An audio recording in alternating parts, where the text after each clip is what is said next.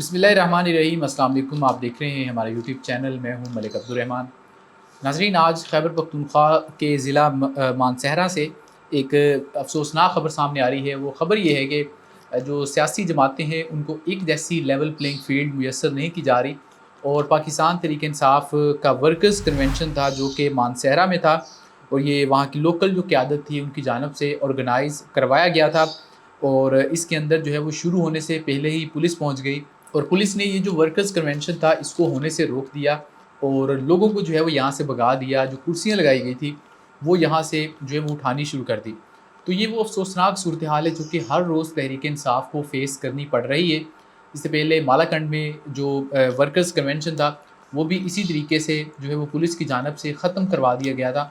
लेकिन तहरीक इंसाफ़ के जो लोग हैं, वर्कर्स हैं, वो डरते नहीं, वो अगले दिन फिर से वर्कर्स कन्वेंशन रख देते हैं, तो पुलिस फिर पहुँच जाती है। हालाँकि इस्लामाबाद हाई कोर्ट हो, पेशावर हाई कोर्ट हो या कोई भी हाई कोर्ट, किसी ने भी ये इनको इजाज़त नहीं दी कि आप किसी तरीके की सियासी एक्टिविटी को रोक सकें। जब तमाम जमातें जलसे कर रही हैं, जुलूस कर रही हैं, तो फिर तहरीक इंसाफ़ क्यों नहीं कर सकती? और फिर ये लोग ये भी कहते हैं कि हमारा तो दूर-दूर तक सियासत से कोई ताल्लुक नहीं है, और ये काम भी साथ-साथ किए जाते हैं। तो ये इंतहाई अफ़सोसनाक है, और ये जो चीज़ें भी पाकिस्तान में आज के दौर में की जा रही हैं, ये इनको कभी न कभी भुगतनी पड़ेगी कि आपने एक जमात को इतना रोका कि आप कहते कि ये कोई भी सियासी जलसा जुलूस या तकरीब ना कर सके, लेकिन इसके बावजूद वो जो जमात है वो इलेक्शन स्वीप करने की पोजीशन में है। तो ये जो कुछ भी किया जा रहा है, जिसकी इमां पर भी किया जा रहा है, इसका कोई फ़ायदा नहीं होगा।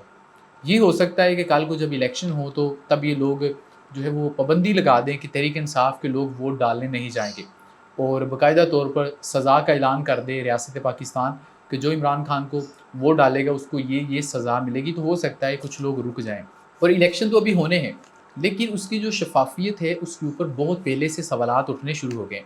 और वो सवालात इस वजह से उठ रहे हैं कि जो निगरान हुकूमतें आपने बनाई है और उनका काम ये है, उनको सौंपा गया कि आपने इलेक्शंस करवाने हैं, वो असल में इलेक्शंस करवाने नहीं आए।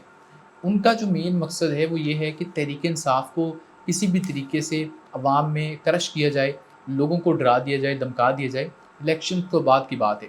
तो जिस चीज़ का की जो बुनियाद है वो ही इस तरीके पर रखी गई है कि तहरीक इंसाफ़ के मुखालफिन को जो है वो निगरान हुकूमतें दी गई है। सारा सेटअप इनके पास है, इलेक्शन कमीशन। तो ऐसे इलेक्शन को कौन मानेगा? लेकिन अगर ये तमाम काम करने के बाद भी तहरीक इंसाफ़ इलेक्शन जीत जाती है, तो फिर इन लोगों को डूब के मर जाना चाहिए कि कोई ऐसा काम नहीं था जो कि इन्होंने ना किया हो। कहा गया कि पार्टी तोड़ दी जाएगी तो हो जाएगा। आपने देखा कि तकरीबन तमाम बड़े-बड़े लीडर छोड़ गए, लेकिन तहरीक इंसाफ़ की मकबूलियत आज भी बरकरार है।